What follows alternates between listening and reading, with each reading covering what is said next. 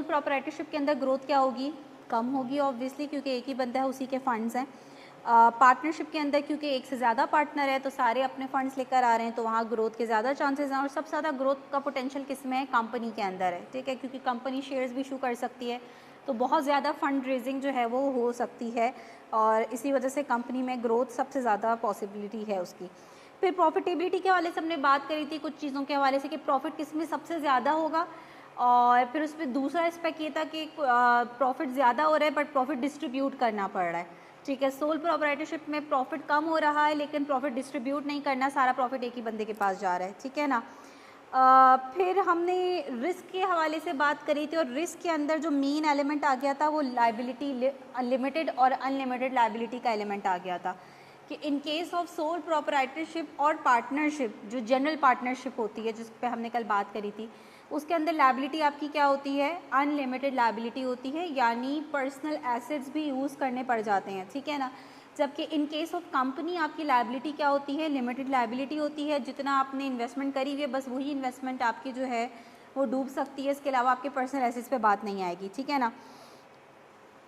अच्छा जी, फिर overall value of the firm पे भी हमने बात करी थी कि ओवरऑल वैल्यू किस पे इफेक्ट करती है, कि भाई कितनी सस्टेनेबिलिटी है, यानी सोल प्रोप्राइटरशिप के अंदर कंटिन्यूशन नहीं है, एक ही बंदा है ना, अगर वो मर गया ख़त्म हो गया, ठीक है ना।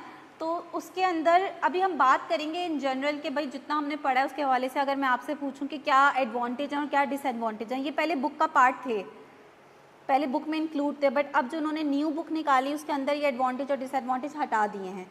बट फिर भी आपको पता होनी चाहिए कि सोल प्रोप्राइटरशिप के केस में क्या एडवांटेज है क्या डिसएडवांटेज है, जनरली आपको आइडिया होना चाहिए, पार्टनरशिप और कंपनी के अंदर भी। तो जो सोल प्रोप्राइटरशिप है उसके अंदर क्या होता है कि भाई लैक ऑफ कंटिन्यूटी है, ठीक है ना, एक ही बंदा है, अगर उसको कुछ हो गया तो काम ख़त्म हो गया। पार्टनरशिप के अंदर क्या है कि उसके अंदर भी यही है कि अगर कोई पार्टनर किसी पार्टनर की, specially in case of general partnership, कि अगर किसी पार्टनर की डेथ हो जाती है, कुछ हो जाता है, तो पार्टनरशिप क्या हो जाती है, डिज़ोल्व हो जाती है, ठीक है ना। पार्टनरशिप दोबारा से पार्टनरशिप डीड करनी पड़ेगी, दोबारा से सारे जो है वो एग्रीमेंट करना पड़ेगा, ठीक है ना। जबकि कंपनी के अंदर हमने एक टर्म पढ़ी थी परपेचुअल सक्सेशन की, परपेचुअल सक्सेशन की टर्म हमने पढ़ी थी, जिसमें ये था कि कंपनी के ऊपर कोई फ़र्क नहीं पड़ता, शेयर होल्डर चेंज हो जाए, बोर्ड ऑफ डायरेक्टर चेंज हो जाए, मैनेजर चेंज हो जाए, किसी से कंपनी के ऊपर कोई फ़र्क नहीं पड़ता, कंपनी कंटिन्यू रहती है। तो ये कहलाती है सस्टेनेबिलिटी, कि सस्टेन रहेगी वो, ठीक है ना। इन्वेस्टर कॉन्फिडेंस कितना है, ठीक है ना, तो ज़ाहिर इन्वेस्टर कॉन्फिडेंस भी कंपनी के ऊपर ज़्यादा होगा ना, ठीक है ना। इन्वेस्टर्स किस बिजनेस में ज़्यादा इन्वेस्ट करना चाहेंगे, मोस्ट प्रोबेबली कंपनी के अंदर, ठीक है ना। और रिस्क लेवल तो वही लायबिलिटी के ऊपर डिपेंड करता है। तो ये तीनों चीज़ें मिलकर क्या बनाती हैं, overall value of the firm. ठीक है, छोटी छोटी बातें हैं, इनको नोट कर लिया करें, ठीक है। इन केस कि भाई आपके पास इस तरह का कोई एमसीक्यू में आ गया कि भाई वैल्यू ऑफ द फर्म, कौन से फैक्टर जो हैं वो ओवरऑल वैल्यू बनाते हैं फर्म की, तो sustainability, investor confidence and risk level, ये 3 फैक्टर्स हैं जो वैल्यू ऑफ द फर्म जो है वो बना रहे होते हैं, ठीक है ना।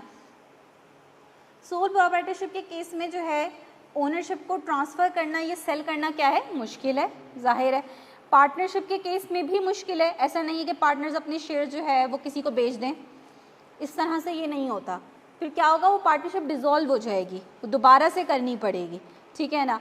लेकिन कंपनी के केस में आपको पता है कि शेयर्स क्या होते हैं, मैंने शेयर्स खरीदे हुए, मैंने किसी और को बेच दिए, तो इजीली क्या होता है आपका जो है इसके अंदर इजीली जो है वो आप ट्रांसफ़र कर सकते हो, ठीक है ना, ओनरशिप को। Higher value due to continuity, legal identity, separate legal identity है ना, कल हमने ये बात डिस्कस करी थी। सेपरेट लीगल आइडेंटिटी का क्या मतलब बताया था, कोई बताएगा? Very good. कंपनी और जो आपके शेयर होल्डर्स हैं, ठीक है, वो या ओनर्स हैं, वो क्या हैं, सेपरेट हैं, ठीक है ना। तो अगर कंपनी लोन ले रही है तो कंपनी अपने नाम पे लोन ले सकती है, एसेट्स खरीद सकती है अपने नाम पे, ठीक है ना। और अगर कंपनी लोन वापस नहीं कर पाएगी तो कंपनी के एसेट्स बेचे जाएंगे, खाली उसके शेयर होल्डर्स के एसेट्स के ऊपर बात नहीं आएगी, ठीक है ना। वेरी गुड, ठीक है। फिर ये एक सिंपल सा था, features that distinguish different types of organisations, खाली रीडिंग का मटेरियल है ये, आप लोग दोबारा रिपीट करने की ज़रूरत नहीं है इसको। अच्छा, डायरेक्ट आ जाते हैं सोल प्रोपराइटरशिप पे आ जाते हैं। सोल प्रोपराइटरशिप की जितने भी हमने चीज़ें पढ़ी उससे अगर मैं आपसे बोलूं कि भाई आप कुछ एडवांटेजेस बताएं मुझे, जनरल एडवांटेज कि भाई आपके ख्याल से सोल प्रोपराइटरशिप के अंदर क्या एडवांटेजेस हैं? ठीक है, बिल्कुल। Very good. Ease of formation है, कोई रेगुलेशन ऐसा कोई नहीं है जिसको फॉलो करना है जी, कोई रिस्ट्रिक्शन नहीं है, रेगुलेशन नहीं है, ठीक है ना। और दूसरी बात कि भाई प्रॉफिट डिस्ट्रीब्यूट करने की ज़रूरत नहीं है, ठीक है ना। और इसी से ये एक एडवांटेज निकलता है लेस टैक्सेशन का। अभी हम आगे कंपनी के अंदर पढ़ेंगे कि कंपनी के ऊपर डबल टैक्सेशन लगती है, क्योंकि कंपनी एक सेपरेट लीगल आइडेंटिटी है ना, तो जो कंपनी को प्रॉफिट होता है उस पर भी टैक्स लगता है, और जब कंपनी अपने प्रॉफिट को डिस्ट्रीब्यूट करती है, डिविडेंड देती है शेयर होल्डर्स को, तो उस डिविडेंड के ऊपर भी टैक्स लगता है, ठीक है ना, जो कि इनकम टैक्स होता है, ठीक है ना। जो इंडिविजुअल की इनकम पे लग रहा है वो डिफरेंट है, और जो कंपनी के प्रॉफिट पे लग रहा है वो कॉर्पोरेट प्रॉफिट टैक्स कहलाता है। तो यानी 2 दफ़ा टैक्स लगेगा प्रॉफिट के ऊपर, ये क्या डबल टैक्सेशन होता है। लेकिन जो सोल प्रोपराइटरशिप है उसके अंदर क्या हो रहा है कि जो टैक्स लगता है वो बहुत जो है ना लो टैक्स लग रहा होता है, क्योंकि वैसे इंडिविजुअल ट्रीट हो रहा है ना, ठीक है ना, तो उसका जो टैक्सेशन है वो भी कम होता है। तो ये वही है, फिर प्रॉफिट डिस्ट्रीब्यूट करने की ज़रूरत नहीं है। और क्या कह सकते हैं हम भाई, कोई और एडवांटेज आपके जहन में आ रहा हो? डिज़ोल्व करना भी आसान है, या आपने सोचा भाई अब मैंने नहीं करना तो डिज़ोल्व हो गया बस आपका, ठीक है ना। Flexible, very good. अब यहाँ पे ये बात शायद लिखी भी थी हमने कि फ्लेक्सिबिलिटी है, ठीक है ना, आपकी अपनी जो है मर्ज़ी कि आप जो भी जितना काम करना चाहते हैं, जितना टाइम देना चाहते हैं, ठीक है ना। तो फ्लेक्सिबिलिटी भी जो आप कह सकते हैं वो भी एक एडवांटेज हो गया, ठीक है। डिसएडवांटेज में बहुत सारे डिसएडवांटेज आप लिख सकते हैं। सबसे पहले तो difficulty in raising funds, fund raise करना सोल प्रोपराइटरशिप में एक मुश्किल काम है, ठीक है ना। फिर एक ही बंदे की स्किल्स है तो लिमिटेड स्किल्स हैं, ठीक है, लिमिटेड रिसोर्सेज, वही उसी में ही आ गए कि भाई फंड्स मुश्किल से रेज किए जाएंगे तो उसका भी वही हो जाएगा, हाँ वही प्रॉफिट सब उसका होगा, जो भी होगा वो एडवांटेज में आ जाएगा, ठीक है ना। तो फंड रेज करना मुश्किल है, स्किल्स लिमिटेड हैं, लैक ऑफ कंटिन्यूटी, ठीक है ना, lack of continuity, unlimited liability, ये एक बहुत बड़ा डिसएडवांटेज है, ठीक है, अनलिमिटेड लाइबिलिटी, ठीक है। तो ये जो है वो आप डिसएडवांटेज में लिख लेते हैं हम एक जगह पे ताकि हमें याद रहे।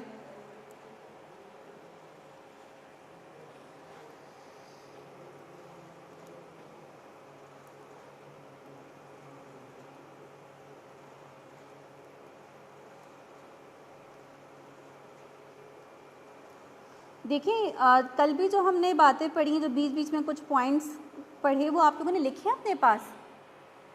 ये आपको अभी लग रहा है कि याद रहेंगे, हमेशा से ऐसे ही होता है, उसके बाद क्या होता है बाद में भूल जाते हैं।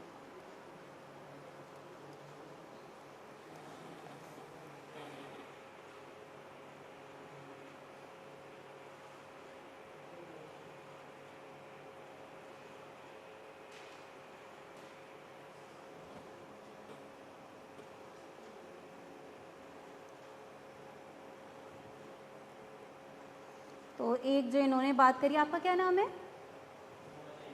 मोहम्मद तैयब, के स्टार्ट करना आसान है, ठीक है, आपको कोई जो है फॉर्मेलिटी, कोई पेपर वर्क करने की कोई ऐसा इतनी ज़रूरत नहीं है, बहुत आसानी से जो है ईज़ ऑफ फॉर्मेशन जो है इसका ये है। फुल कंट्रोल है, किसी को आप अकाउंटेबल नहीं हो, किसी को जवाब नहीं देना, ठीक है ना, आपका डिसीजन मेकिंग है, आपको सारे डिसीजन लेना है, ठीक है ना। रिटेंशन ऑफ प्रॉफिट्स भी आप कह सकते हैं। थर्ड, जो कि अनम ने बात करी कि प्रॉफिट सब ओनर का है, उसको किसी को डिस्ट्रीब्यूट नहीं करना, तो जो भी प्रॉफिट होगा वो सारा का सारा ओनर के पास जाएगा।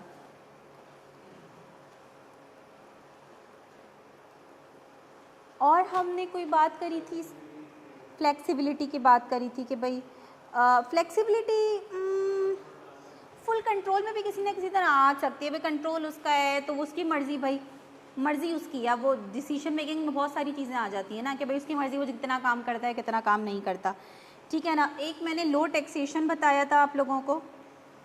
लो टैक्सेशन की रीज़न क्या थी, क्योंकि एक रीज़न तो ये कि प्रॉफिट कम हो रहा है तो इसलिए टैक्स भी कम लग रहा है। दूसरी रीज़न ये है कि कंपनी के मुकाबले में जो है ना इस पर टैक्स कम लगता है क्योंकि एज ए इंडिविजुअल ट्रीट हो रहा होता है ये, ठीक है ना।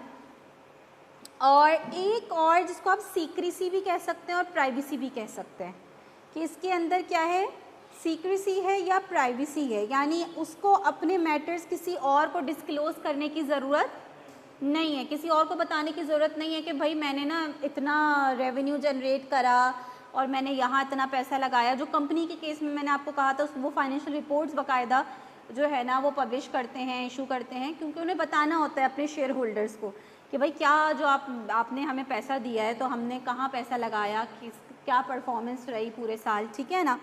तो जो है ये चीज़ आ गई। चाहे तो एक पॉइंट फ्लेक्सिबिलिटी का अलग से लिख भी दें, ठीक है जी। डिसएडवांटेजेस में हमने बहुत सारे डिसएडवांटेजेस सोच लिए थे। एक क्या क्या क्या देखे थे भाई, लिमिटेड स्किल्स, हाँ वही कलीमुल्ला, लेस बिजनेस लाइफ को आप लैक ऑफ कंटिन्यूटी कह सकते हैं कि भाई ओनर के ऊपर डिपेंड कर रहा है ना, ओनर नहीं रहा तो बिजनेस भी ख़त्म हो जाएगा। डिफ़िकल्टी इन रेजिंग फंड्स, ये सारे हमने खुद से समझ के खाली निकाले हैं, हमने कोई कहीं किसी बुक से नहीं उठाए हैं, हमने खुद समझ के ये देखा है कि भाई कौन कौन से डिसएडवांटेजेस हो सकते हैं। और कोई डिसएडवांटेज आपके जहन में आ रहा है? हाँ exactly, very good, thank you. Unlimited liability, और ये इन्होंने एक बहुत अच्छी बात करी करीमुल्लाह ने, कॉल लिमिटेड ग्रोथ, ग्रोथ भी लिमिटेड है क्योंकि ज़ाहिर एक ही बंदे की है तो ग्रोथ भी लिमिटेड है, वेरी गुड। तो ये आपके जो हैं वो सोल प्रोप्राइटरशिप के कुछ एडवांटेज और डिसएडवांटेज हैं, ठीक है ना। इसको लिख लीजिएगा प्लीज़ अपने पास।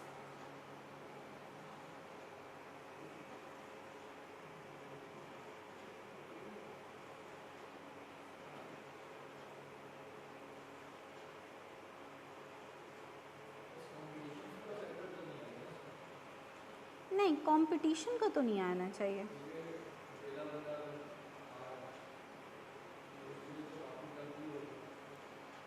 उसके लिए क्या होगा,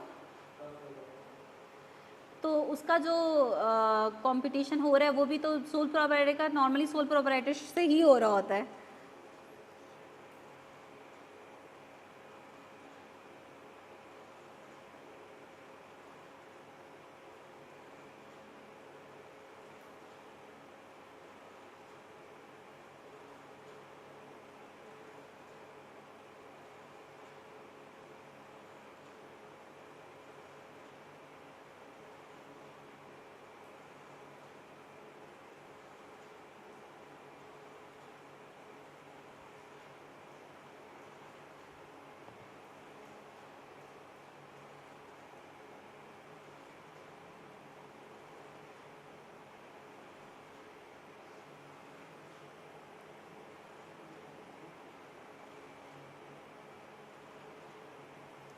डन।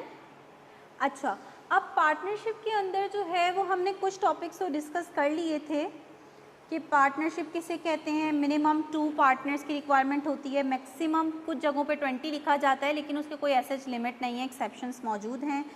फिर हमने बात क्या करी थी कि भाई पार्टनरशिप के अंदर जो है अगर आप पार्टनरशिप बना रहे हैं तो उसमें ऑप्शनल है कि आप उसको रिटन एग्रीमेंट करें, वो ऑरल भी हो सकता है, लेकिन रिटन एग्रीमेंट अगर आप ऑरली कर रहे हैं ये एग्रीमेंट तो उसके इतने डिसएडवांटेजेस हैं, उतने कॉन्सिक्वेंसेस हैं उसके कि भाई लोग ज़्यादा प्रेफर क्या करते हैं कि रिटन एग्रीमेंट ही हो। अगर आप उसको रिटन एग्रीमेंट कर रहे हैं तो उसके लिए आपको जो है रजिस्ट्रार ऑफ फर्म्स के पास जाना होता है। पार्टनरशिप एक्ट मैंने बताया था 1932 के अकॉर्डिंग जो है वो पार्टनरशिप डीड होती है, जिसमें सारी चीज़ें जो है वो डिसाइड होती हैं। उन चीज़ों कंटेंट्स के बारे में भी हमने बात करी थी, ठीक है ना। रिटर्न एग्रीमेंट के केस में इन फ्यूचर कॉन्फ्लिक्ट से आप बच जाओगे कि सारी चीज़ें लिखी हुई होंगी, ठीक है ना। अच्छा, अब असल बात, हमने टाइप्स ऑफ पार्टनरशिप पे बात करी थी। जनरल पार्टनरशिप कौन सी थी? जिसमें सारे पार्टनर्स की लायबिलिटी क्या थी? अनलिमिटेड लायबिलिटी थी, ठीक है ना। और सारे पार्टनर्स की joint and unlimited liability. Joint liability की क्या मतलब होता है? मैंने आपको बताया था, अगर एक पार्टनर फ्रॉड कर जाता है, वो कोई मसला कर जाता है, तो दूसरे पार्टनर्स ये नहीं कह सकते यार इसका मसला है, ठीक है, वो भी उसके रिस्पॉन्सिबल हैं, ठीक है, वो उसके डिसीजन के रिस्पॉन्सिबल हैं। तो ये कि सबकी जॉइंट लायबिलिटी है, ठीक है ना, जॉइंट एंड अनलिमिटेड लायबिलिटी। और पार्टिसिपेट करेंगे सारे के सारे पार्टनर्स किसमें? मैनेजमेंट में पार्टिसिपेट करेंगे इन केस ऑफ जनरल पार्टनरशिप, ठीक है जी। और इसमें कोई, अच्छा, सेकंड हमारे पास कौन सा आया था? लिमिटेड पार्टनरशिप, जिसमें हमने कहा था कि एटलीस्ट एक पार्टनर क्या होगा? General partner. जनरल पार्टनर से मुराद कि उसकी लायबिलिटी अनलिमिटेड होगी, और बाकी कौन हो सकते हैं? आपके लिमिटेड पार्टनर। लिमिटेड पार्टनर जिसकी लायबिलिटी क्या होगी? लिमिटेड होगी। अब इसमें मैंने ये इन्होंने मिनिमम बताया है, ठीक है, यानी अगर 10 हैं, 10 में से मैंने आपको कहा था 9 लिमिटेड पार्टनर है, तो एक एटलीस्ट जनरल पार्टनर होगा। तो ये रेशो चेंज हो सकता है, लेकिन एक को जनरल पार्टनर होना ज़रूरी है, क्योंकि ऑब्वियसली वो रिस्पॉन्सिबिलिटी लेगा ना फिर हर चीज़ की। अगर कोई मसला हो गया, कुछ हो गया, अब जो लेंडर है वो लोन देते हुए देख रहा है कि यार सबकी लायबिलिटी जो है ना वो लिमिटेड है, तो भाई लोन देना मसला है, ठीक है ना। अच्छा, फिर उसके बाद एक और बड़े इंटरेस्टिंग सी टाइप आ जाती है लिमिटेड पार्टनर की। उसने कैरेक्टरिस्टिक बता दी है, does not take part in management, management में पार्ट नहीं लेगा, liability limited to the amount invested, often used in high risk project. और मैंने आपको एग्जांपल भी दी थी रियल एस्टेट की कल ना। अच्छा जी, अब जो सबसे इम्पॉर्टेंट है इसके अंदर, जिसकी क्वेश्चनिंग भी ज़्यादा होती है, वो है LLP। ये थोड़ा सा न्यू कॉन्सेप्ट है, ठीक है।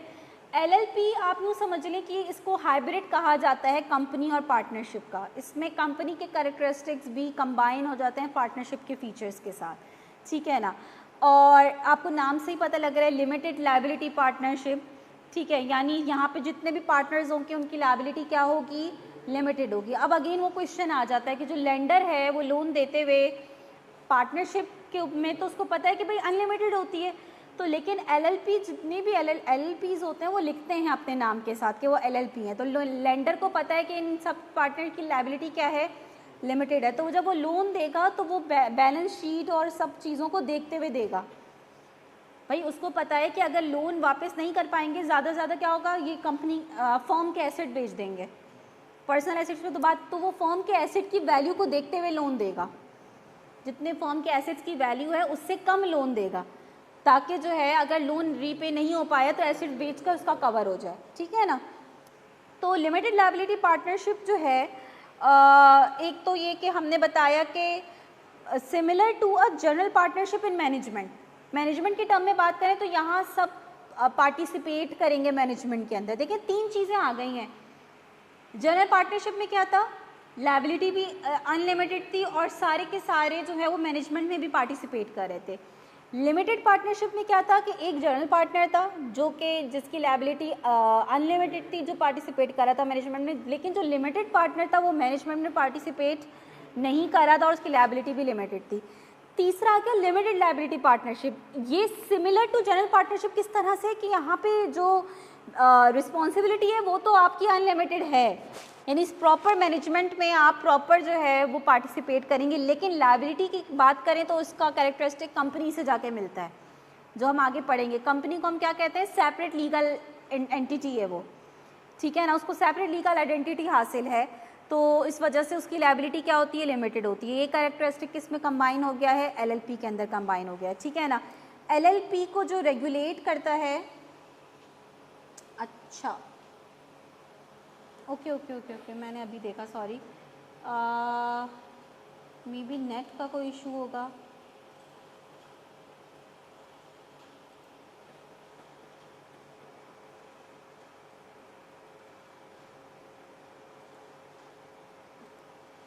बताइएगा भाई, क्लियर आ रही है आवाज़ आप लोगों को?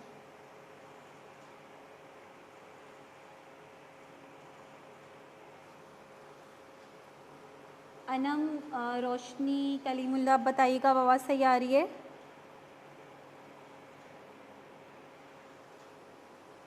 ठीक है।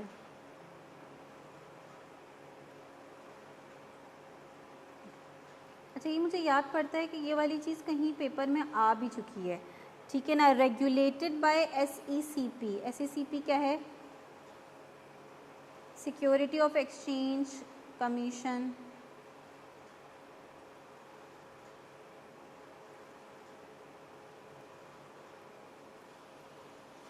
फिर से कट रही है।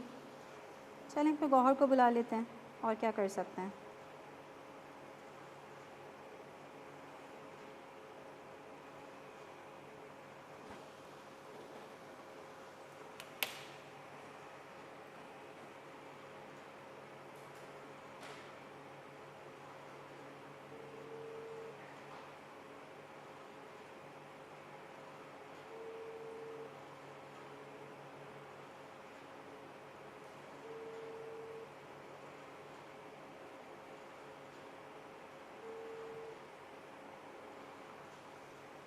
जी हेलो।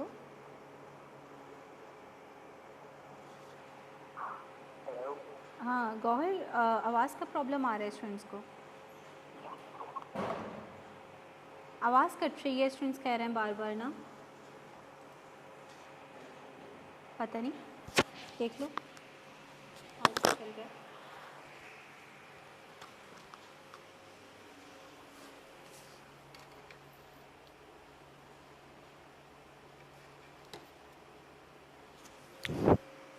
Hello hello. 2 मिनट के लिए सही हुई थी, वो फिर कह रहे थे। हाँ भी बताइएगा, अब सही आ रही है?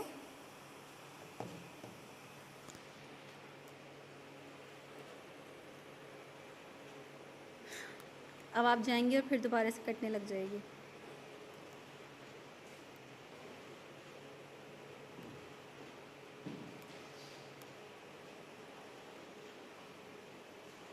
Securities and exchange commission of Pakistan SECP जो है वो उसको रेगुलेट करता है। और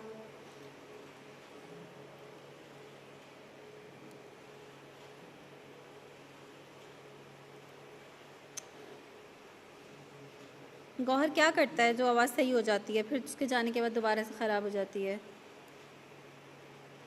कि मुझे लगता है कोई शायद नेट का ही इशू होगा, और तो सारी चीज़ें ओके लग रही हैं।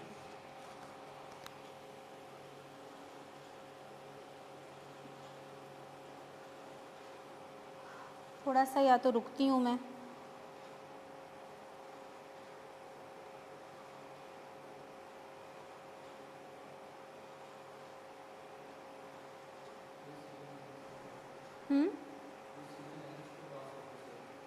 क्या कह रहे हो? ये ऑफिस किसके पास है?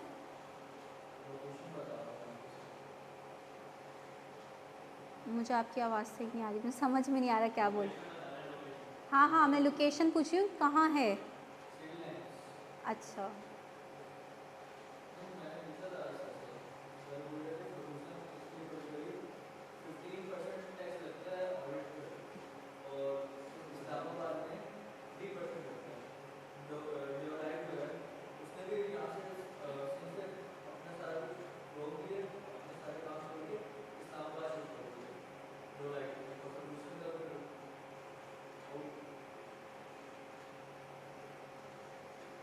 सही सही सही। कौन सा तुम्हारा कॉलेज था?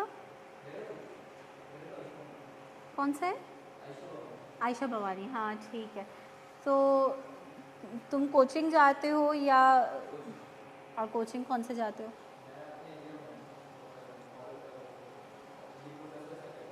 अच्छा, सही।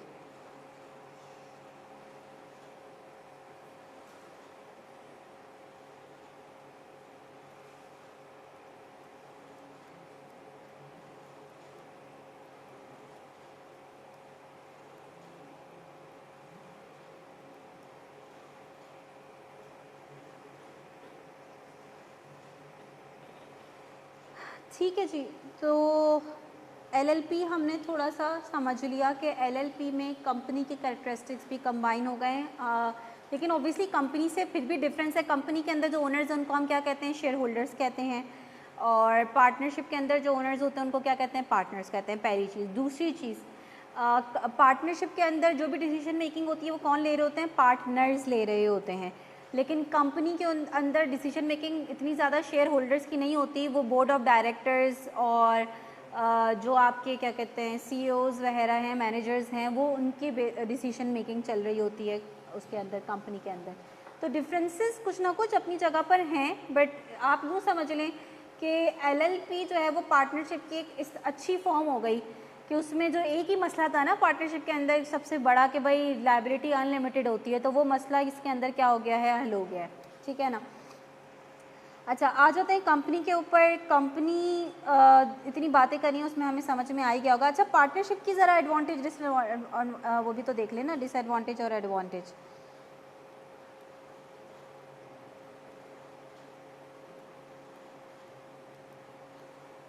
जो सोल प्रोपराइटर का पहला फ़ायदा था ईज़ ऑफ फॉर्मेशन, वो इसमें भी लिख सकते हैं ना। पार्टनरशिप भी कोई इतना मुश्किल नहीं है फॉर्म करना।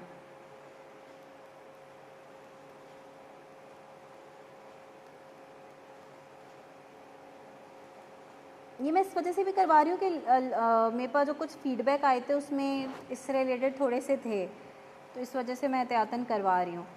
तो फर्स्ट ईज़ ऑफ फॉर्मेशन है, फिर कंबाइंड स्किल्स कह सकते हैं। ठीक है, स्किल्स कंबाइंड हो रही हैं।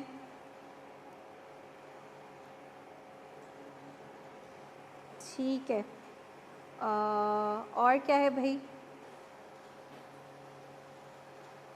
हाँ ठीक है, जॉइंट रिस्पॉन्सिबिलिटी। अब आप डिपेंड करता है कि आप किस पॉइंट ऑफ व्यू से इसको एडवांटेज में भी कह सकते हैं और एक तरह से पार्टनर के लिए डिसएडवांटेज भी हो सकता है देखा जाए तो। ठीक है ना। और हमने क्या क्या लिखे थे भाई इसके अंदर। अच्छा जी,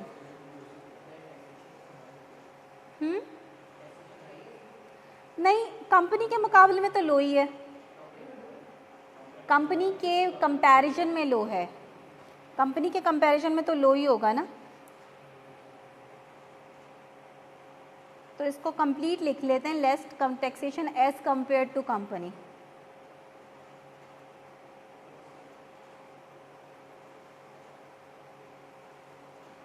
अच्छा, अब इसमें डिपेंड करता है कि जनरल पार्टनरशिप के लिख रहे हैं हम, क्योंकि अगर लिमिटेड लायबिलिटी पार्टनरशिप की बात करें तो उसके अंदर तो फिर एडवांटेज लिमिटेड लायबिलिटी भी आ जाएगा, पर जनरल पार्टनरशिप के अंदर वो डिसएडवांटेज है अनलिमिटेड लायबिलिटी।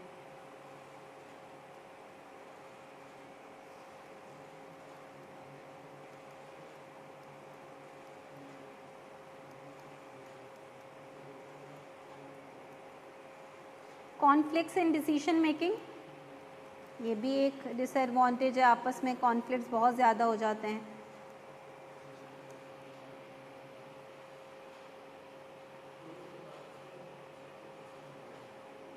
और कोई जहन में आ रहा है आपके।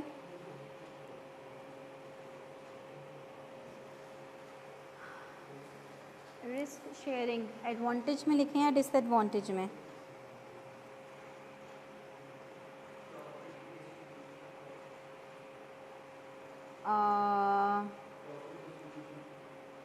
ये किस में लिखें, ये तो डिसएडवांटेज हुआ। अच्छा सही, लिमिटेड कैपिटल नहीं होगा वैसे, कैपिटल तो ज़्यादा लग रहा है ना सोल प्रोपराइटर के मुकाबले में, तो कैपिटल सोल प्रोपराइटर के पास तो बस अपना ही सेविंग थी। पार्टनरशिप के अंदर पूल हो रहे हैं रिसोर्सेज सारे पार्टनर्स के, तो मोर कैपिटल लिख लें आप, लिमिटेड कैपिटल तो ना लिखें, more capital as compare to sole proprietor. ठीक है जी। और क्या है भाई आपका,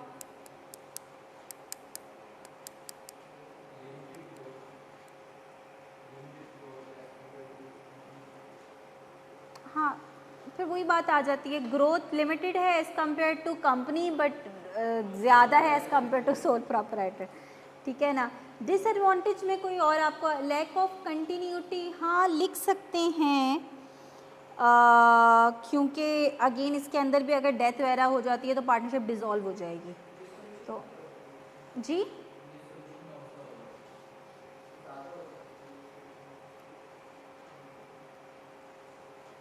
डिज़ोल्व हो जाएगी पार्टनरशिप, कंटिन्यूटी ठीक है, बस एक और भी आप लिख सकते हैं, difficulty in transfer of ownership. Ownership transfer करना यहाँ पे पॉसिबल नहीं है कि आपने अपने जितना आपने इन्वेस्टमेंट करी थी उतने % आपने अपने शेयर्स किसी और को बेच दिए। नहीं, लैक ऑफ कंटिन्यूटी में तो ये आप बात करें कि अगर किसी पार्टनर को कुछ हो जाता है, ठीक है, तो पार्टनरशिप डिसॉल्व हो जाएगी, ख़त्म हो जाएगी। डिफ़िकल्टी ट्रांसफ़र ऑफ ओनरशिप में है कि अगर आप, हाँ, डिसॉल्व नहीं, इसमें ये कि अगर आप चाहे भी कि भाई मेरे पास 50% इन्वेस्टमेंट है मेरी, मैं 25% किसी और को दे दूँ, 25% अपनी रखूँ, ये तो अलग है ना, इसमें डिसॉल्व वाली बात नहीं है। ये कि अगर मैं अपनी ओनरशिप का कुछ पार्ट किसी और को देना चाहूँ तो मैं नहीं दे सकती, जो कि कंपनी के अंदर है कि भाई मेरे पास 100 शेयर्स थे किसी कंपनी के, मैंने 50 शेयर्स बेच दिए किसी और को, उसमें कोई प्रॉब्लम नहीं है। कंपनी के अंदर तो आप कर सकते हैं ना भाई, होता है ना, आप शेयर्स बेचते रहते हैं, खरीदते, हाँ, तो भी जो है ना वो न्यू पार्टनर एग्रीमेंट बनेगा किसी एडमिशन और उससे दोनों से। हाँ,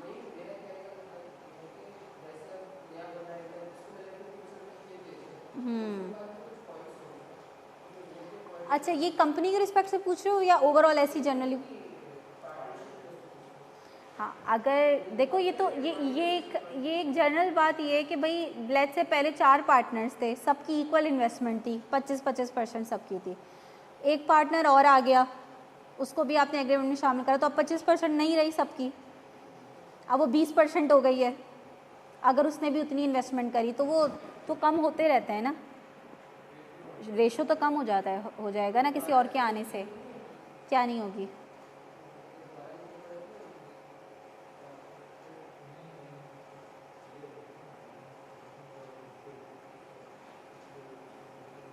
भाई जो जितना वो कैपिटल लाया उस कैपिटल को एग्जिस्टिंग कैपिटल में ऐड करके वो आपका टोटल कैपिटल बन गया। अब उस टोटल कैपिटल में से आप देखेंगे कि किस किस पार्टनर ने कितना कितना इन्वेस्ट करा है, उसके मुताबिक रेशो आ जाएगा आपके पास कि किसकी कितनी जो है ना वो इन्वेस्टमेंट है। ठीक है, तो बस ठीक है, ये एक आपको थोड़ा सा आइडिया करवाने के लिए था कि आपको जहन में रहे इन केस के आपके पास पेपर में आया तो, ठीक है ना। मेरे ख्याल में इसमें से बहुत सारी चीज़ें ऐसी हैं जो हम ऑलरेडी बात कर चुके हैं कि सेपरेट है from its owner in the eyes of law, वही सेपरेट लीगल आइडेंटिटी वाली बात। गवर्नमेंट रेगुलेशंस कंपनी के अंदर बहुत ज़्यादा होती हैं, ठीक है ना, कंपनी बनाना आसान नहीं है, ठीक है, और इसको भी जो है रेगुलेट SECP ही कर रहा होता है, securities and exchange commission of Pakistan, ठीक है ना। सेपरेट लीगल आइडेंटिटी का क्या मतलब है, ये थोड़ा सा इसको एलैबोरेट किया हुआ है। लिमिटेड लायबिलिटी का क्या मतलब है ये आप लोगों को ऑलरेडी बता चुकी हूँ। ओनरशिप थ्रू शेयर्स, ये आपको पता है कि इसमें ओनरशिप डिवाइड होती है इनटू शेयर्स डिवाइड होती है, ठीक है ना। People become owner by buying shares, अब ये डिपेंड करता है किसी के पास कम शेयर्स हैं तो जाहिर है उसको इतने डिसीजन मेकिंग वोटिंग राइट तो फिर भी मिलता है, लेकिन क्योंकि कम शेयर्स हैं तो उसका वोट कम कंसिडर किया जाएगा, ठीक है ना। यानी लेट्स से अगर किसी के पास कंपनी का 51% शेयर्स हैं तो वो जो भी डिसीजन लेगा वो अप्रूव हो जाएगा, क्योंकि बाकियों के 49% होगा मिलाकर, ठीक है। ये वो वाली बात है कि मेजॉरिटी जिसके पास शेयर्स हैं। तो टाइप्स ऑफ लिमिटेड कंपनीज़ में इन्होंने थोड़ा सा कि लिमिटेड कंपनीज़ की भी टाइप्स हैं, ये देख लें। प्राइवेट लिमिटेड कंपनी, ये किसे कहते हैं, own by a small group of investors, shares are not freely traded, ownership is restricted. अब आप एग्जाम्पल देखें तो आपको बात समझ में आ जाएगी। कहने this type of business entity is particularly suitable for small and medium size businesses, family own enterprises and startup seeking corporate status and limited liability protection. यानी आप उसको जो है, देखो जब आप चीज़ों को पब्लिक लिमिटेड कंपनी बना रहे हो तो सब अब आप ओपन हो गए हो पब्लिक के सामने, ठीक है। अब कोई भी मसले मसाइल होते हैं तो वो सारी पब्लिक को पता चलेंगे, पूरी पब्लिक में नाम ख़राब होना है आपका, ठीक है ना। क्या आपने जो है ना वो फंड्स को गलत यूज़ कर लिया या ग्रोथ कुछ भी XYZ कोई भी मसला होता है, ठीक है ना। लेकिन कुछ लोग जो है ना वो चाह रहे हैं कि भाई कॉर्पोरेट स्टेटस भी हासिल हो जाए यानी वो लिमिटेड लायबिलिटी वाला एडवांटेज भी मिल जाए और साथ ही साथ जो है ना वो चाह रहे हैं कि भाई थोड़ा सा जो है वो हम जो है इतना पब्लिकली भी जो है ना वो ओपन ना हो, तो उनके लिए प्राइवेट लिमिटेड कंपनी का ऑप्शन है। प्राइवेट लिमिटेड कंपनी के अंदर जो है वो स्मॉल ग्रुप ऑफ इन्वेस्टर्स होंगे, इतने ज़्यादा नहीं होंगे, ठीक है ना। शेयर्स इतने फ्रीली ट्रेडेड नहीं होते हैं, ये खुद आप अपनी मर्जी, ये आपको खुद अपनी मर्ज़ी से देंगे जिसको ये देना चाहेंगे, हर कोई नहीं इनको इनके शेयर्स ख़रीद सकता, ठीक है ना। ओनरशिप इज़ रिस्ट्रिक्टेड, वही वाली बात आ गई, ठीक है ना। आई थिंक इसमें मैंने कुछ लिमिट्स लिखी हुई थी, मुझे पता नहीं क्यों याद आ रहा है जैसे इसकी कोई लिमिट थी प्राइवेट लिमिटेड कंपनी की कि मैक्सिमम शायद 50 हो सकते हैं share holders. I don't know कि समवेयर मुझे जो है ना जहन में आ रही है ये बात, बुक में तो शायद इस तरह की कोई बात नहीं लिखी हुई। आप लोगों के पास बुक तो नहीं होगी बिज़नेस की, लेकिन मुझे ऐसा कुछ आ रहा है जहन में कि प्राइवेट लिमिटेड कंपनी में शेयर होल्डर्स की मैक्सिमम लिमिट है कोई।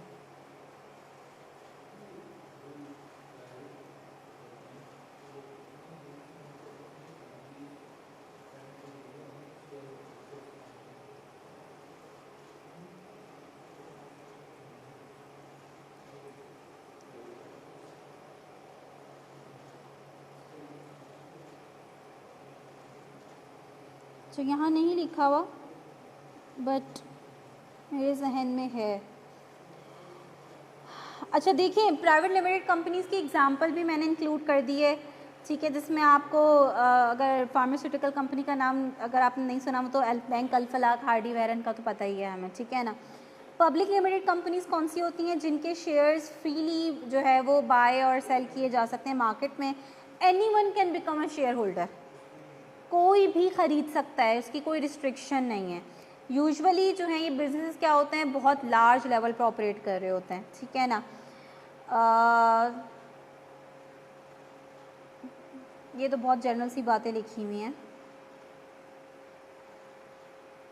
अच्छा, अब ये थोड़ी सी बात समझने वाली है। देखिए ये आपकी सारी बुक की बातें जिसको मैंने एलैबोरेट करके लिखा है मज़ीद, ठीक है ना। रेजिंग फंड्स थ्रू शेयर्स, जब आपको फंड्स की ज़रूरत पड़ती है तो आप शेयर्स इशू करते हैं। अब शेयर्स दो तरह से आप कर सकते हो, या तो आप न्यू शेयर्स इशू कर दो। तो नॉर्मली जो शेयर्स होते हैं उनको हम ऑर्डिनरी शेयर्स कहते हैं, क्योंकि आप शायद इसी चैप्टर में प्रेफरेंस शेयर्स को भी डिस्कस करेंगे कि प्रेफरेंस शेयर्स किसे कहते हैं। नॉर्मली जब हम शेयर्स की बात करते हैं ना तो हमारे जो शेयर्स से मतलब होता है वो ऑर्डिनरी शेयर्स हैं। नॉर्मली जो शेयर्स ट्रेड होते हैं वो ऑर्डिनरी शेयर्स होते हैं, वो अभी हम थोड़ा सा डिफरेंस डिस्कस कर लेंगे। या तो कंपनी फंड्स रेज करती है न्यू शेयर्स इशू करके, या वो सेल करती है अपने शेयर्स किसको, एग्जिस्टिंग और न्यू इन्वेस्टर्स। यानी कुछ एग्जिस्टिंग शेयर होल्डर्स थे, पहले उनको ऑफ़र किया जाता है कि अगर आप मज़ीद इन्वेस्टमेंट करना चाहते हैं, भाई कंपनी को फ़ंड की ज़रूरत है, ठीक है, अगर आप मज़ीद इन्वेस्टमेंट करना चाहते हैं तो ये होगा कि ओनरशिप आप लोगों के दरमियान ही रहेगी, डाइल्यूट नहीं होगी। भाई आप जितने ज़्यादा लोगों को दोगे, जितने ज़्यादा शेयर होल्डर्स बनेंगे, उतना ज़्यादा आपका जो परसेंटेज है ओनरशिप का वो क्या हो जाएगा, कम हो जाएगा। आपकी जो आप कह लें कि जो आपका कंट्रोल है, आपका राइट है, वो उतना उसकी जो है ना वो कम होता चला जाएगा, ठीक है ना। पहले आपका 25% जो है वो आपके पास शेयर्स थे, जब और इन्वेस्टर्स आ गए तो आपका शेयर और कम हो गया, ठीक है ना। जैसे कि होता है सेलर के केस में होता है, पहले 10 लोग एक चीज़ बना रहे थे, अब 5 लोग और आ गए। आवाज़ क्लियर आ रही है मेरी? क्योंकि ये शो कर रहा है कि इंटरनेट कनेक्शन अनस्टेबल है। तो ये वही वाली बात है कि कंपनी पहले एग्जिस्टिंग शेयर होल्डर से पूछती है कि भाई आपने अगर शेयर्स मज़ीद ख़रीदने हैं तो आप ख़रीद लें, अदरवाइज़ फिर हम न्यू शेयर्स इशू करेंगे न्यू इन्वेस्टर्स को, ठीक है ना।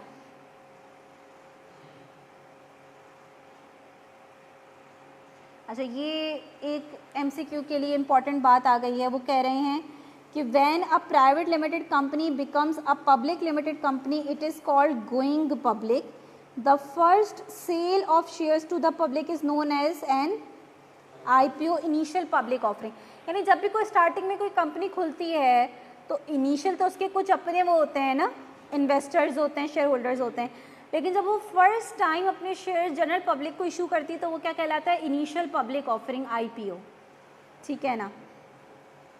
अच्छा, एडवांटेज क्या है बीइंग पब्लिक? जाहिर है जब आप पब्लिक को इशू करेंगे तो ज़्यादा अमाउंट में आपके पास कैपिटल आएगा, जितने ज़्यादा लोग शेयर होल्डर्स बनेंगे उतना ज़्यादा आपके पास फंड्स आएंगे।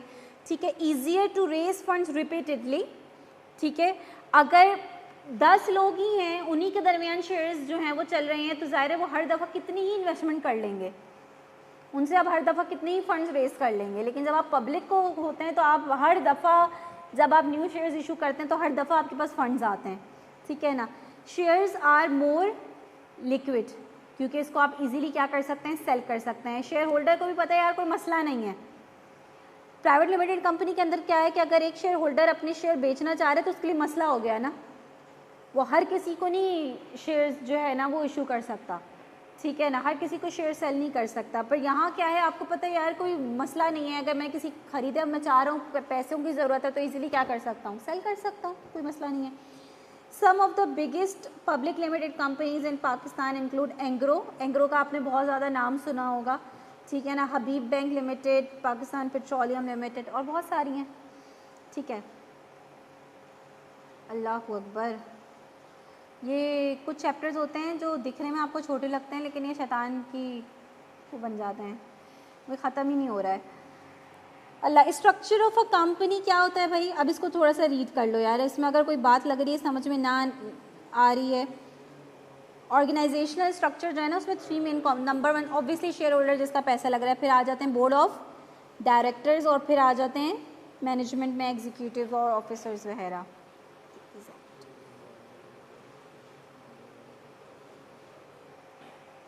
अब आप बस इसको रीड करते जाएं, क्योंकि इतने इजी वर्ड्स में लिखा हुआ है कि जस्ट रीडिंग से बात समझ में आ रही होगी।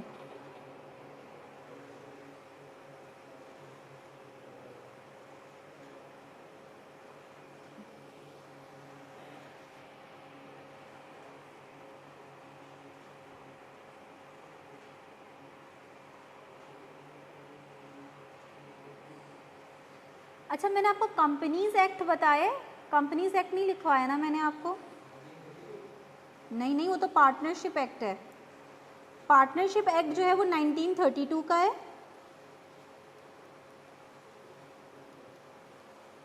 और कंपनीज एक्ट जो है वो 2017 का है,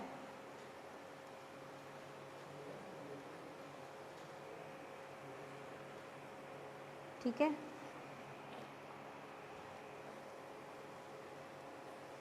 ठीक है, इसमें कोई बात ऐसी जो समझ में ना आ रही हो शेयर होल्डर्स के हवाले से? Share holders he board of directors को इलेक्ट करते हैं कि भाई बोर्ड ऑफ डायरेक्टर में कौन होगा, और some time board of director में शेयर होल्डर भी होते हैं, मतलब शेयर होल्डर खुद भी बोर्ड ऑफ डायरेक्टर में शामिल हो सकते हैं, इसमें कोई वो वाली बात नहीं है। Vote on important company matters, generally 1 share is equal to 1 vote. Board of directors कौन है, जिनको शेयर होल्डर्स जो है वो इलेक्ट करते हैं, and they are responsible for governance and overall control of the company, ठीक है। इनके मेन फंक्शंस क्या हैं, गोल्स और पॉलिसीज़ को जो है वो सेट करना, और सीनियर मैनेजमेंट को अपॉइंट करना, जिसमें CEO और CFOs वगैरह ये सब होते हैं, ठीक है ना। Supervise company operations, financial performance, protect share holders interest. अब मैं अक्सर असल में मिज़ान बैंक के हवाले से थोड़ी सी मुझे इन्फॉर्मेशन होती है, तो मैं अक्सर बताती हूँ। मिज़ान बैंक के जो बोर्ड ऑफ डायरेक्टर्स वह रहे हैं वो मोस्टली कोयती हैं, कोयत से आते हैं, वो बाहर से आ रहे होते हैं कुछ सालों बाद, तो वो जो है वो चीज़ों को देख रहे होते हैं। Composition, small companies around 3 directors, ये भाई MCQs के लिए रेक्टिफिकेशन है।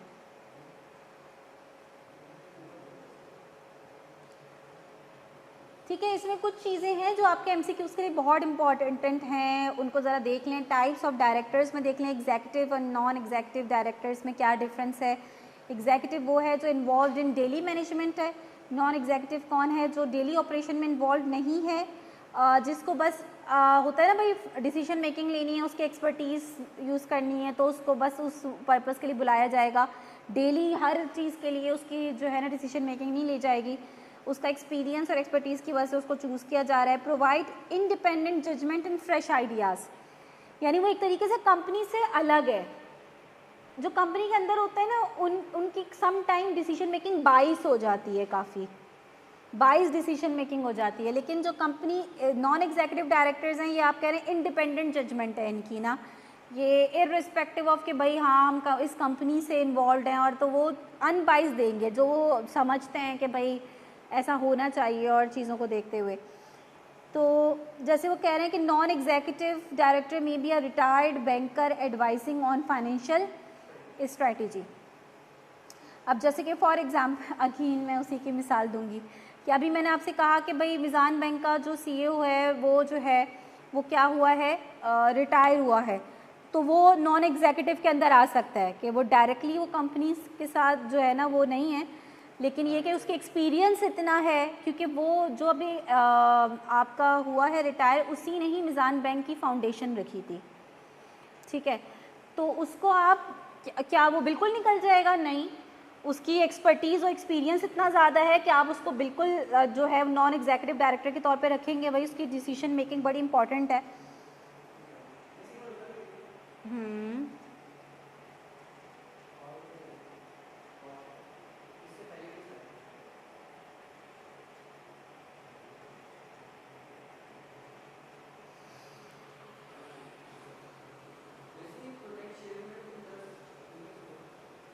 प्रोटेक्ट शेयर होल्डर्स इंटरेस्ट, देखिए शेयर होल्डर का एक ही इंटरेस्ट है, आपने किसी का, हाँ हाँ हाँ हाँ बोलें बोलें बोलें, क्या चीज़? हाँ नहीं नहीं नहीं नहीं, यहाँ इंटरेस्ट से मुराद ये दूसरा वाला इंटरेस्ट है, ये वो वाला इंटरेस्ट नहीं है। शेयर होल्डर इनका इंटरेस्ट क्या है कि शेयर की वैल्यू बढ़े, ठीक है ना। तो मेन इंटरेस्ट तो शेयर होल्डर वो वाला इंटरेस्ट है, आप लोगों ने वो वाला इंटरेस्ट समझ लिया, तो ये वो वाला इंटरेस्ट नहीं है। तो ज़ाहिर है वो डिसीजन मेकिंग ऐसे लेंगे कि भाई शेयर वैल्यू हमेशा इंक्रीज़ हो, ये शेयर होल्डर का इंटरेस्ट मेनली इसी में ही होता है और तो किसी चीज़ में नहीं होता।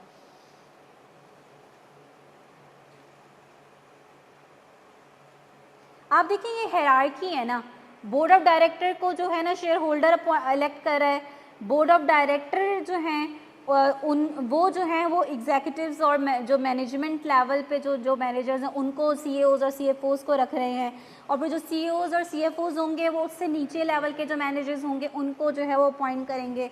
तो ये वही वाली बात है, ठीक है ना। ये लिख लिया ना, यहाँ पे उन्होंने की ऑफिसर्स के नाम लिखे हुए हैं,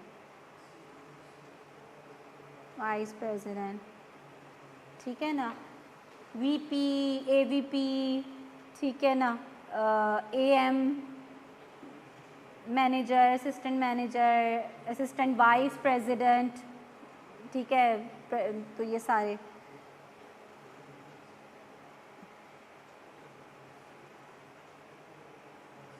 देखें, यहाँ पे एक बात लिखी हुई है, ऑफिसर्स में ऑल्सो बी शेयर होल्डर, इसकी कोई रिस्ट्रिक्शन नहीं है, anyone can be A share holder अगर वो पब्लिक लिमिटेड कंपनी है, इसमें कोई वो नहीं है, कोई मैनेजर भी शेयर होल्डर का पार्ट हो सकता है, ठीक है, बोर्ड ऑफ डायरेक्टर्स में भी शेयर होल्डर्स हो सकते हैं, ठीक है। बहुत सीधी सीधी बातें लिखी हैं भाई, ये आ गई मज़े की चीज़, ये आपने बहुत अच्छे से इसको गो थ्रू करना है। समरी ऑफ एडवांट, लो हम फालतू में इतनी मेहनत कर रहे थे, लो देखो ज़रा एक जगह पे आई हुई है, summary of advantages and disadvantages of major type, अनम जो कि नॉर्मली जो फाइनेंस वगैरह को देख रहे होते हैं ना उनको कहते हैं advantages and disadvantages of major type of business organisation. चलो अब क्विकली जो चीज़ें हमने ऑलरेडी देखी हुई हैं बस उनको हम दोबारा नहीं देखेंगे, ये हमने देखा हुआ है। सीक्रेसी मैंने आपको बताया था, अपने मैट्रिक्स को डिस्क्लोज करने की ज़रूरत नहीं है। Distribution and use of profit solely by owner, greater flexibility and direct control, किसी को अकाउंटेबल नहीं है। गवर्नमेंट रेगुलेशन क्या है, बहुत कम है। लोअर टैक्सेशन, ठीक है। ईज़ ऑफ डिसोल्यूशन नहीं करना, ख़त्म कर दिया भाई। किसी ये नहीं कि भाई पार्टनरशिप के अंदर क्या है, भाई मेरा डिसीजन है कि मैं चाह रही हूँ ख़त्म हो जाए, दो बाकी जो पार्टनर्स हैं वो कह रहे हैं नहीं ख़त्म होना चाहिए, तो मेरा डिसीजन नहीं माना जाएगा, ठीक है ना। सबकी एग्री करना, ये मेजॉरिटी का एग्री करना ज़रूरी है ना एक डिसीजन पे, तभी वो डिसीजन लिया जाएगा। पार्टनरशिप में ease of formation with relatively low organisational cost, greater ability to raise funds due to more owners, ठीक है। इसमें क्या है, सोल प्रोप्राइटरशिप में मुश्किल है फंड्स रेज करना, पार्टनरशिप के अंदर क्यों थोड़ा सा एबिलिटी ज़्यादा है, क्योंकि ओनर्स क्या हैं, ज़्यादा हैं। कंबाइंड नॉलेज, इसके वही जो हमने बात करी थी। फ्लेक्सिबिलिटी इन डिसीजन मेकिंग, जो कि खैर इतनी ज़्यादा नहीं होती, फिर भी इन्होंने लिख दिया। Less regulatory burden than companies, business income tax as personal income of each partner, इसीलिए टैक्स कम लगेगा। यानी पार्टनरशिप के अंदर भी जो टैक्स लगता है वो इनकम टैक्स लग रहा होता है, कंपनी टैक्स नहीं लगता। यानी देखिए ना, कॉरपोरेट टैक्स और पर्सनल इनकम टैक्स में आप क्या समझते हैं, कोई डिफरेंस नहीं होगा? बहुत डिफरेंस होगा। कंपनी के ऊपर जो टैक्सेशन होता है बहुत हाई होता है, ठीक है। बैंक्स के जो प्रॉफिट है उसका 51% गवर्नमेंट के पास टैक्स में जाता है। Can you imagine? यानी जितना आपने प्रॉफिट कमाया है उसका मोर देन 50% आप गवर्नमेंट को देंगे, ठीक है ना। तो कॉरपोरेट टैक्स जो है वो बहुत ज़्यादा हाई होता है, पर्सनल इनकम टैक्स इतना हाई नहीं होता। तो जब वो ये बात कह रहा है कि बिजनेस इनकम जो होगी, यानी जो प्रॉफिट हो रहा होगा पार्टनरशिप के अंदर, उस पर जो टैक्स लगेगा वो कैसे लगेगा? As personal income of each partner. तो 4 पार्टनर्स थे, टोटल प्रॉफिट जब उनमें डिस्ट्रीब्यूट हुआ तो जिसके पास जितना प्रॉफिट आया उसके प्रॉफिट पे एज अ इनकम टैक्स जो है वो टैक्स लगेगा। भाई उसकी इतनी इनकम आई, जैसे सैलरी मिलती है तो इस तरह से टैक्स लगेगा। उसको कम पार्टनर फर्म के ऊपर टैक्स नहीं लग रहा होगा, ठीक है, क्योंकि यहाँ पे क्या है, फर्म और पार्टनर्स क्या हैं, सेम है, इसकी सेपरेट लीगल आइडेंटिटी नहीं है। कंपनी में लिमिटेड लायबिलिटी है शेयर होल्डर्स की, ओनरशिप ट्रांसफ़र करना आसान है, ठीक है। अनलिमिटेड लाइफ हुई, परपेचुअल सक्सेशन, बार बार बता रही हूँ, ये टर्म आ गई तो आपने याद रखना है। टैक्स बेनिफिट्स एंड डिडक्शन, अब ये क्या बात करी उसने? हालांकि यहाँ टैक्स क्या लगता है, डबल टैक्स लगता है। नहीं नहीं नहीं नहीं मैं बताती हूँ। असल में एक चीज़ यहाँ पे ये होती है कि लेट्स से इसको ऐसे समझते हैं हम, कंपनी को प्रॉफिट हुआ,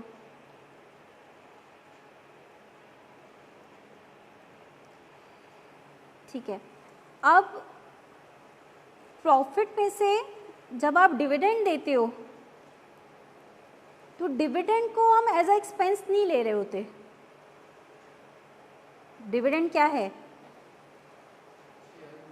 शेयरिंग ऑफ प्रॉफिट है, ठीक है ना। तो जो टैक्स डिडक्ट होता है ना, वो डिविडेंड वगैरह देने के बाद, जितने इंटरेस्ट एक्सपेंस वगैरह देने के बाद जो प्रॉफिट बचता है उस पे टैक्स लगता है।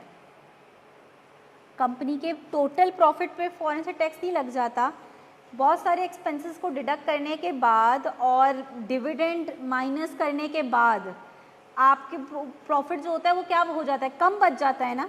जब कम बच जाता है तो उस पर टैक्स भी क्या लगेगा, जाहिर है उसको कम देना पड़ेगा। अगर टोटल ओवरऑल डिविडेंड देने से पहले ही पूरे टोटल प्रॉफिट पे आप टैक्स दोगे तो क्या होगा, बहुत ज़्यादा टैक्स लगेगा। तो ये इसको उन्होंने बेनिफिट कहा हुआ है, ठीक है, इसको इन्होंने बेनिफिट बोला हुआ है। लेकिन देखें आप इसको अगर दूसरी तरह से देखें तो डबल टैक्सेशन लग जाएगा, ठीक है ना, इस पर डबल टैक्सेशन लग रहा होता है। Easier access to capital markets for growth, ability to attract employees with, ये वाली बात सोल प्रोप्राइटरशिप के अंदर स्पेशली नहीं थी। अगर कोई सोल प्रोप्राइटर चाहता कि मेरे पास बड़ा स्किल्ड वर्कर आए और बहुत, तो उसको बड़ी मुश्किल से ही मिलता, और ना उसको ज़रूरत है वैसे इतनी ज़्यादा, और ना उसको मिलेगा। एक MBA करने वाला जो है वो, वैसे तो आजकल चिप्स भी, फ्राइज़ भी बेच रहे हैं, बर्गर भी बना रहे हैं, और इसमें बड़ा पैसा है भाई। लेकिन ये कि मोस्टली ये समझा जाता है कि भाई ऐसे बिजनेसेस में जो है ना वो MBA करने वाला तो नहीं काम करेगा, ठीक है ना। तो इनके लिए, सोल प्रोप्राइटर के लिए अट्रैक्ट करना स्किल्ड एम्प्लॉयज़ को क्या है, मुश्किल है। कंपनी तो जाहिर है लोग पागल हो रहे होते हैं, ठीक है, काम करने में।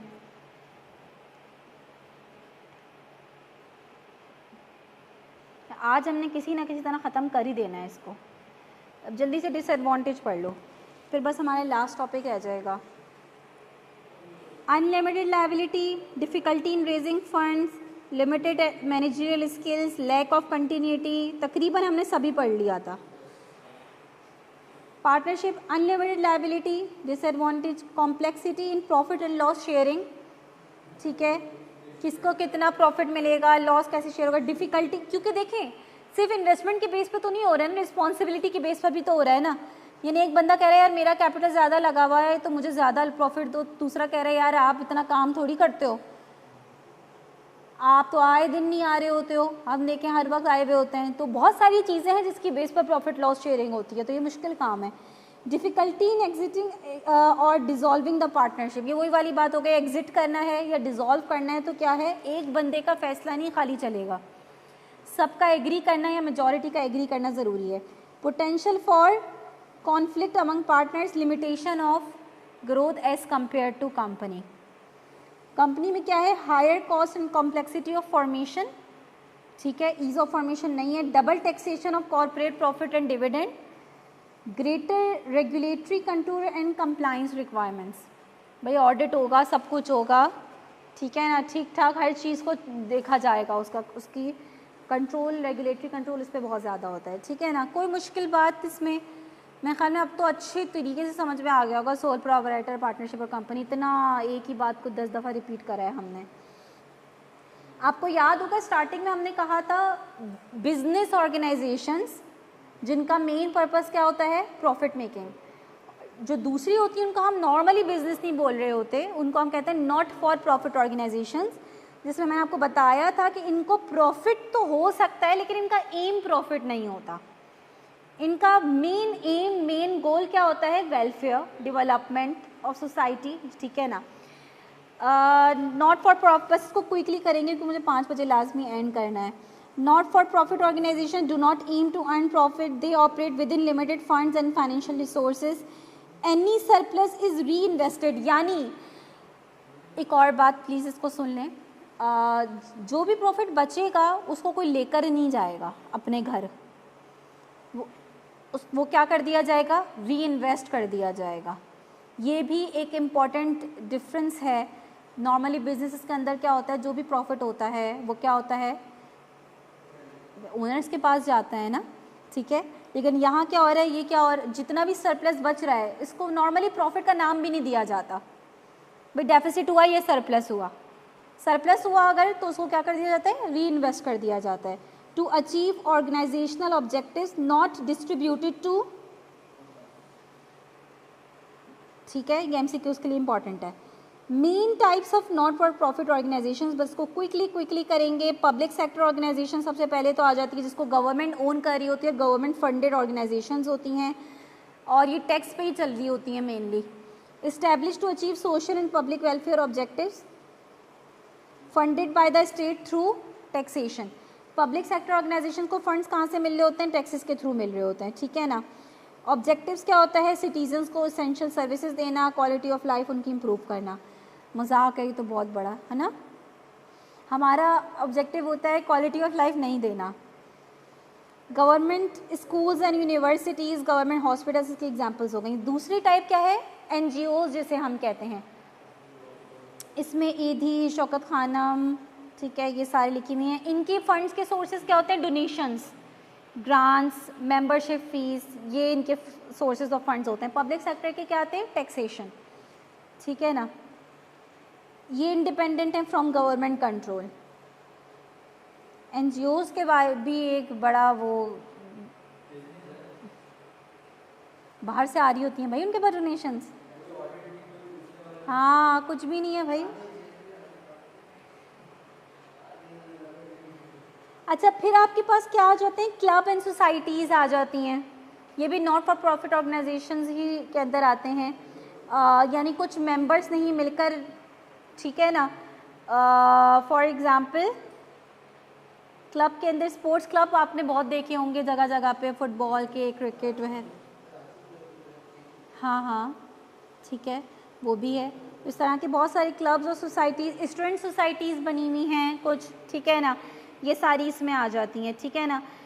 Prepare income and expenditure account, show surplus और डेफिसिट, नॉट प्रॉफिट और लॉस, जो बात मैंने ऊपर भी कही थी। यहाँ प्रॉफिट और लॉस की टर्म नहीं यूज़ होगी, यहाँ पे क्या होगा, सरप्लस हुआ या डेफिसिट हुआ, ठीक है ना।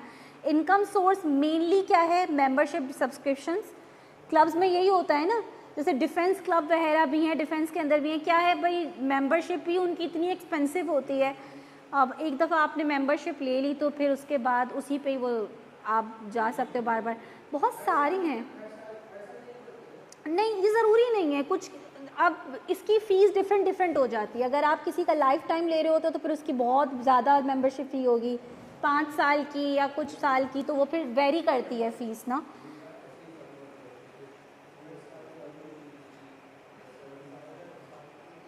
अच्छा, ये लास्ट है कोऑपरेटिव्स। शुक्र अल्हम्दुलिल्लाह। कोऑपरेटिव्स हमने कल बात करी थी कि जो हाउसिंग कोऑपरेटिव्स वगैरह होता है ना, ठीक है ना। कोऑपरेटिव्स भी क्या है? Voluntary association of individuals form to achieve a common economic goal, join own and democratically control. अच्छा, ये जो है ना, मैंने अगेन कुछ कास्ट वगैरह में ये बहुत देखा है कि बहुत ज़्यादा होता है, मेमनों के अंदर भी और कुछ के अंदर जो है ना, ये कोऑपरेटिव सोसाइटीज़ वगैरह, इसका बहुत कॉन्सेप्ट है, वो बड़ा हेल्पफुल होते हैं। महाजरों के अंदर तो ये चीज़ जो है ना वो आपको मिलेगी नहीं। हम एक दूसरे की जो है, मैं भी महाजिर ही हूँ, वैसे मैं मेनली महाजिर और पठान दोनों ही हूँ, लेकिन खैर, तो हमारे अंदर क्या होता है कि हम किसी को ग्रो करते हुए नहीं देख सकते, ठीक है ना। लेकिन आप बाकियों में बहुत देखेंगे, लेट्स से फॉर एग्जाम्पल कोई बाहर जाएगा, एक जाएगा सबको बुला लेगा बाहर। हाँ, बहुत सारों में होता है ये। तो कोऑपरेटिव्स में यही होता है। अच्छा, ये क्या करते हैं, आपस में एक जगह अपने रिसोर्सेज को पूल कर देना, और फिर किसी की शादी है, किसी का बेटा बाहर जाना है पढ़ाई के लिए, वो उस रिसोर्सेज को यूज़ करके जो है ना वो काम कर रहे हैं। तो ये कोऑपरेटिव्स जो कल्चर है ना, ये वहाँ ज़्यादा है, ठीक है। तो यहाँ अल्हम्दुलिल्लाह चैप्टर नंबर 2 हमारा एंड हो जाता है, और मैं आपसे क्विकली जो है ना 1-2 एमसीक्यूज़ बस आपसे शेयर कर रही हूँ, जो कि स्टूडेंट्स ने फीडबैक दिया था, बस फिर मैं एंड करूँगी।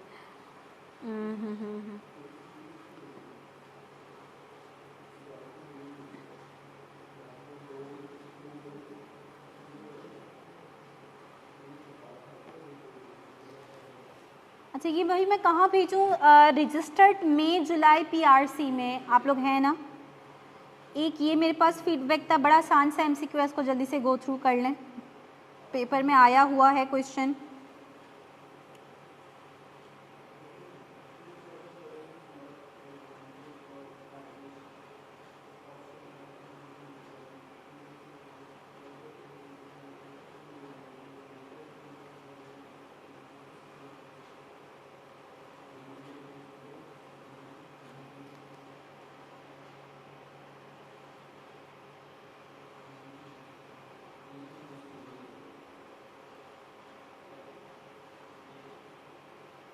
नहीं, तो पार्टनरशिप जो है उसके अंदर डिज़ोल्व करना, ये वैसे इजी टू डिस्क्लोज़ नहीं होगा, इजी टू डिज़ोल्व होगा। ये जिसने फीडबैक दिया उसने गलत दी, मतलब गलती से डिस्क्लोज़ दिया। डिज़ोल्व करना आसान तो नहीं था ना, पार्टनरशिप में अभी हमने पढ़ा था। तो आपने तो हाँ, बल्कि एक सेकेंड, क्या देखना है आपको? एडवांटेज देखना है ना? इज नहीं, वो कह रहे हैं which of the following is not disadvantage of partnership.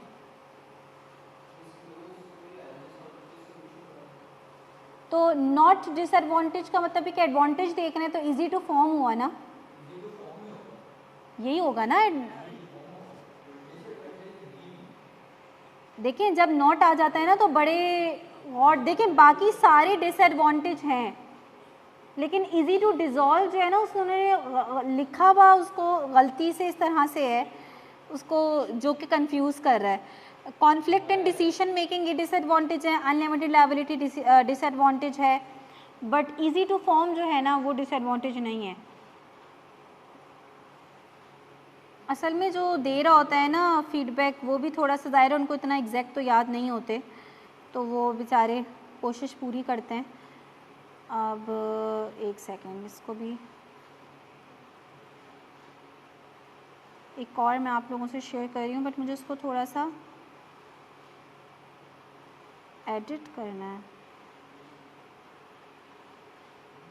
एक सेकेंड।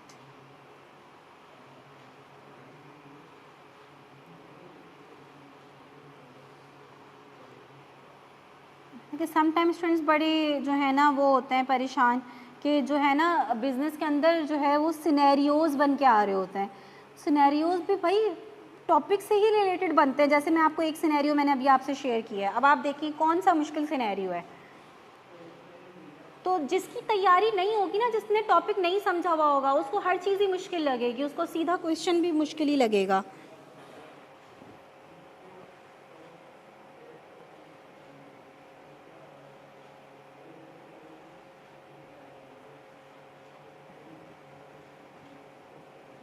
देखो सिर्फ अल्फ़ा का बताया हुआ है, बीटा का नहीं बताया हुआ, तो ऑब्वियसली लिमिटेड पार्टनरशिप है, तो अगर अल्फ़ा जनरल पार्टनर है तो बीटा क्या होगा, लिमिटेड पार्टनर होगा। अगर अल्फ़ा की जो है वो अनलिमिटेड लायबिलिटी होगी ऑब्वियसली, क्योंकि वो जनरल पार्टनर है, तो बीटा की क्या होगी, लिमिटेड लायबिलिटी होगी। तो ऑप्शन ए सीधा सीधा करेक्ट है ना। बी ऑप्शन नहीं हो सकता, दोनों की तो अनलिमिटेड नहीं है ना, क्योंकि देखो अगर ये भी बता देता कि बीटा की लिमिटेड है तो फिर बात ही ख़त्म हो जाती, फिर आपसे क्या पूछना था। तो उसने ये चेक करा कि आपको डेफिनेशन पता है ना लिमिटेड पार्टनरशिप की, एक पार्टनर जनरल होगा, दूसरा क्या होगा, लिमिटेड होगा, और लिमिटेड पार्टनर की लायबिलिटी लिमिटेड होगी, तो इसलिए ऑप्शन ए इसका करेक्ट बन जाता है। अब बताएं ये कुछ सिनेरियो कोई मुश्किल सिनेरियो है?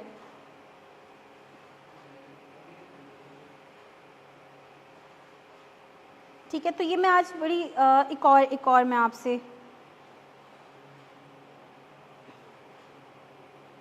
बट सम टाइम वो ऐसे क्वेश्चंस पूछ रहा होता है कि उसके लिए बुक को रीड करना बड़ा इम्पॉर्टेंट हो जाता है। जैसे इसी तरह का एक मैं भेज रही हूँ, इसमें इन्होंने सारे ऑप्शंस तो उनको याद नहीं होंगे, बट इन्होंने थोड़ा सा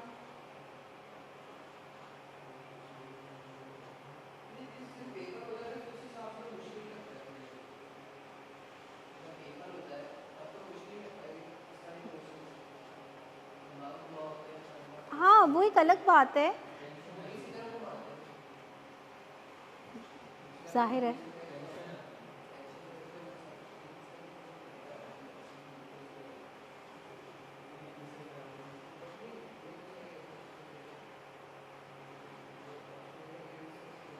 भाई अल्फ़ा बीटा वाला समझ में आया ऑनलाइन बच्चों?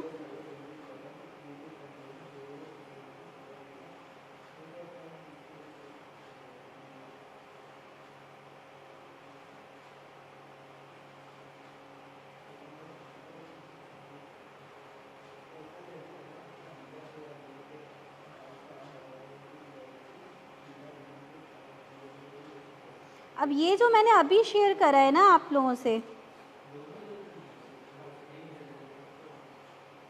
उसमें पहला ही सही है, दूसरा सही नहीं हो सकता। There is high secrecy in sole proprietorship, ये स्टेटमेंट करेक्ट है, और लेकिन दूसरा in case of company correct हो सकता है, लेकिन उसमें भी कॉम्प्लेक्सिटी भी है। Partnership business can not grow exponentially, क्योंकि कैपिटल क्या है उसका भी लिमिटेड कैपिटल, वो कोई शेयर थोड़ी इशू करके जितना चाहे फंड्स। एक्सपोनेंशियली का मतलब तो ये है कि भाई आप मतलब कोई उसकी वो नहीं है कि भाई मल्टीप्लाई बाय 2 3 नहीं है, मतलब एक्सपोनेंशियली ग्रो करता चला जा रहा है। तो ये जो है ना